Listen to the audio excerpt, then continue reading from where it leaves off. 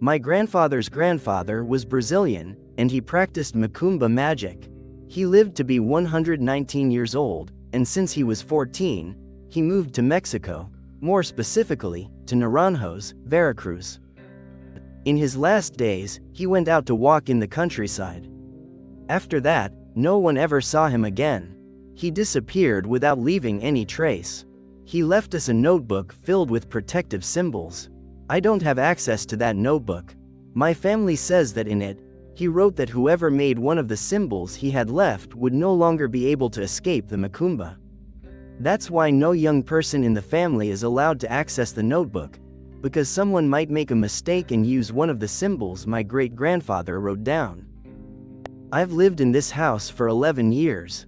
My father built it, so it's basically a new house. Before, on this same property, there was an old wooden shack, one of those old porteria buildings. Inside it, people said a woman lived there, that she did witchcraft and all kinds of things like that. We didn't pay it much attention, because they tore down that wooden place. But they say all of that stays in the ground of the property. After some time living here, strange things started happening, mainly in my brother's room. At the time, he was about 12 years old. He told us he felt like someone moved his bed, or that he heard his name when he was about to fall asleep. I've always been curious about paranormal things since I was a child, but no one could tell me what it was. As the year went on, the experiences got worse. Things appeared out of nowhere, like marbles, and they would get thrown at the windows. At night, we could hear running on the roof or marbles rolling on the ceiling. One night, around 8 p.m., I noticed a light bulb in my room had burned out.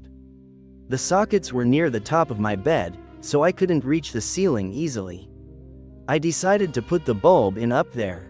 I placed it, turned it off, and started to head for the door. But before I reached it, I saw a child standing outside my room. It slammed the door shut.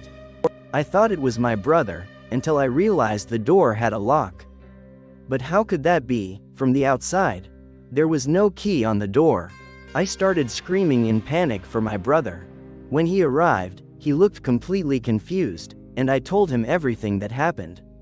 Obviously, he didn't believe me.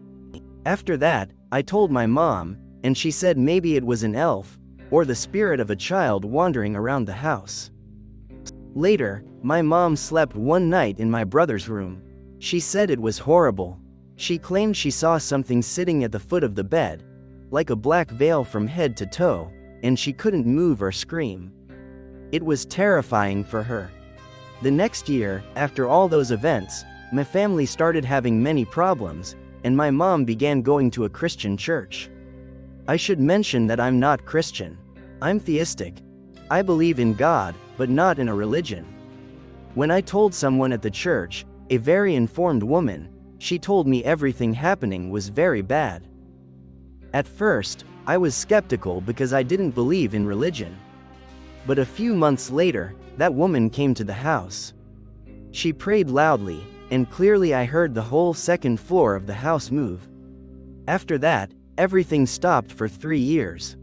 Now, in this year, things started again, sounds and shadows, but this time on the first floor. I'm hoping it's just my imagination this time, and that the same things don't repeat. My name is Julio, and I'm 26 years old. I've always considered myself serious, and even overly shy. At my age, I've only had one girlfriend. I'm not very good looking, and with my shyness, you can imagine how that affects my results. A few months ago, I got excited about a coworker. I started to fall in love with her and started courting her. Sometimes I felt like she was responding. Then the day came when I would confess my feelings. When I told her what I felt, she answered coldly that she could only see me as a friend. That hit me hard. Every day I cried, and I could barely eat or sleep. Trying to find a way to win her over, one night an idea crossed my mind. To get on the internet and look for some kind of spell, witchcraft that would help her accept me.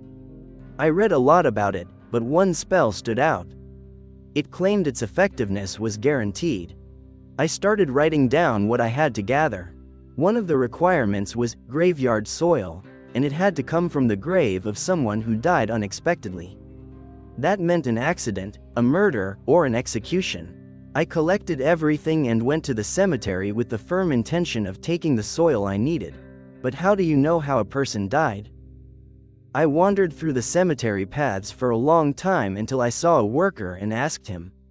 He looked at me with suspicion and refused to help. I offered him 150 pesos, and he agreed. He took me to the foot of a grave and told me, "Here it is. They shot this person recently."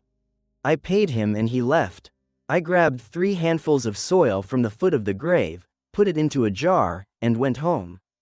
I had to begin the spell because I had all the objects needed for it. I did everything the spell required. One thing it said to do was to throw the graveyard soil along the path where the woman I liked would walk. The idea was that when she stepped on it, it would stick to her shoes, and she would carry it with her. That way, the dead person wouldn't let her rest until he finally noticed me. So I went, I threw it, and I left. But I don't know what I did wrong. I followed every step, but now the dead person who wouldn't leave me alone is me. At night, when I sleep, I wake up and see him sitting on my bed. Sometimes he hugs me with an unbelievable strength. It's happened so many times that one night I finally found the courage and yelled, "Leave me alone." In a voice from the afterlife, he replied, "I was resting peacefully. You came to my grave to disturb my peace." I told him to leave me alone and begged him. He said he would only leave me if I returned the soil I took from his grave. Now I don't know what to do, and I don't know how to get the soil back. I spilled it in an alley where that girl used to pass. The dead man tells me that if I don't return it, he won't leave me alone. Either I return the soil, or he will take me so he can rest in peace. These nights, I have to sleep with the lights on, because apparently it bothers him. He likes the darkness. When I turn on the light, I can see him come out of my room and slowly walk to the living room, and from there he just stares at me. I don't know how much longer I can resist. If anyone can help me, I would be very grateful. Please be careful and don't get into these things. You might not be able to control them, and you could end up regretting it the way I did. Story sent by Eliud from Reynosa, Tamaulipas. This happened to me when I was at a gathering with my friends. We were talking, and it got really late. Since it's an unsafe city, I decided to leave. I got home around midnight. Just at the corner of my street there's an abandoned house, one that's been shot up. The windows are broken, and parts of the outside have bullet holes. Over time, the plants grew and ended up covering the garage area. The only thing left to say is that the people who lived in that house were believers in Santa Muerte, the Holy Death. That morning, when I passed directly in front of the house, I felt a sudden cold and a huge wave of fear. I tried to ignore it. Then I reached my gate.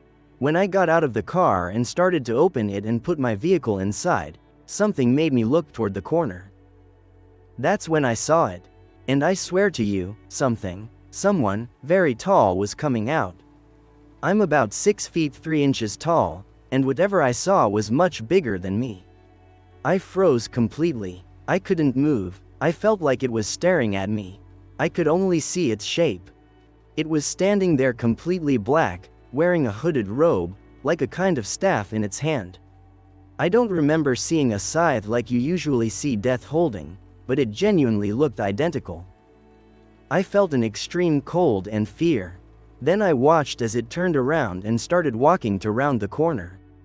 The next thing I remember is the sound of a convoy, like a horn or noise. It was happening because the convoy was stopped in the street, right in front of that abandoned house. I ran to my car. The door was open, but thank God it hadn't been stolen. When I got in and closed the gate, I checked my phone. It was 12:10 a.m. More than an hour and a half passed before I remember anything clearly. When I tried to sleep, I couldn't. And for the following weeks, I kept feeling like someone was with me, in my room, in my car, and so on. Eventually, Someone blessed me with a set of prayers and told me never to get rid of them. Bit by bit, it stopped happening. Even so, it still makes me uneasy, because a few months ago, a friend called and told me he'd had a dream about Santa Muerte. In the dream, it told him that it wanted me and that it was very angry because I'd stopped believing in it. My friend said that at some point in my life, I had worshipped her. Since I have those prayers, nothing has happened again. And on my side, I plan to keep them for the rest of my life. Let me tell you something that happened to me at the beginning of last November and the beginning of this year. I started dating a guy. I know it could sound like a normal love story, but it wasn't. At first everything was going great, but slowly, weird circumstances started happening, things I still can't explain to this day. The first time I stayed the night at his house was on his birthday. I live about 2 or 3 hours away, and since it was already late, I stayed at his place. That night, I had to sleep on the sofa in the living room. From that first night, I felt uncomfortable. I felt like I was being watched from the kitchen, like someone was staring at me. I couldn't sleep. I stayed awake a long time until finally I texted him to explain I couldn't sleep and I felt uneasy. He came down from his room. I told him what was happening. He just told me to get used to it, that in his house you could see and hear things, and that it was basically normal. During breakfast, I noticed something in the kitchen. A Santa Muerte figure about 35 centimeters tall. That's the mother, his mom told me. She watches over us, that's why I always put up her altar so she keeps doing it. I should mention that his mother practiced Santeria. That gave me both fear and curiosity, but mostly fear because of what I had experienced during the night. Weeks passed, and I was sleeping there more often.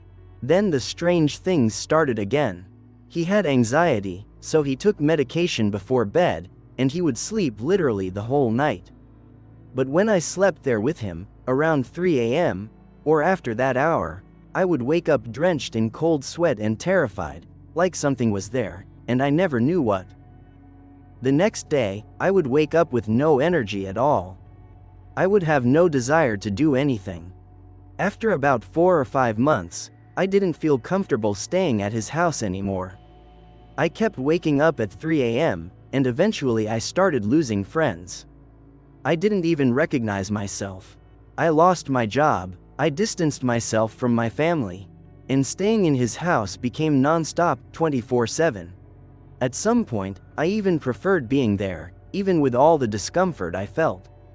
I ended the relationship in April, but 1 week before my birthday, while we were watching movies, we were talking about future plans, and something happened that felt like an attack or a cruel joke. Out of nowhere, a laugh was heard. It sounded like a creepy toy laugh, metallic, like that. We never found out where it came from, but I do know my luck changed drastically after that. I faced other very serious problems because of that separation. Since I stopped sleeping there, I have never again had cold sweats at night or woke up panicked like that. This isn't a fully paranormal story, but the context behind it was. In those 7 months of dating, I felt like I left a piece of myself in his house and with his family. Seeing how my luck changed so abruptly makes me think it had to do with them, or better, with his mother. I left out something important. He sometimes read tarot cards. He told me I had a gift, that I could see things, dreams, and that I could perceive a lot. I doubted it, but sometimes he would say things that I had hidden from him. I never knew if he was spying on me, or if he really could see and perceive things. Believe me, I'm still waiting for my luck to improve at least a little more. Now, I'm going to tell you another story. My godparents are people about 50 years old. They had children who had already grown up, living in their own home in the United States. So, as a charity, they donated toys to orphanages. Sometimes they bought the toys themselves. Other times their children would send them, and sometimes neighbors or other people donated toys too. When they felt they had too many, they would go and leave them so the children could choose the toy they liked best. On that occasion, very rarely, One toy was left over. It was a small wooden toy car. When you started it, a little figure popped out from inside. They tried to get a child to take it, but no one wanted it. So they had no choice but to bring it back home. My godmother put the toy in a bag and threw it into a room where they stored things they didn't use. People say that it didn't take more than 2 days for the atmosphere in the house to feel heavy. When my godfather went to work at the market, she felt watched. Sometimes they heard knocking at the door. There were times they woke up with bruises. And very frequently, she had nightmares. She started to lose weight because she barely ate or slept. She said she was terrified, and she didn't like being alone, especially not in that situation. My godfather decided to call someone to pray over her for recovery, to see if they could identify what the problem was.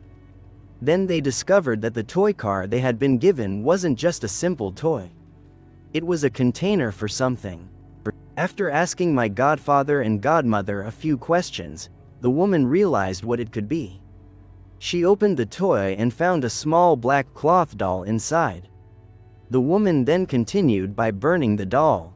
People say those things shouldn't just be thrown away, because doing so does nothing. After that, things began to return to normal. Thank God, my godmother is still with us, and she still remembers what happened.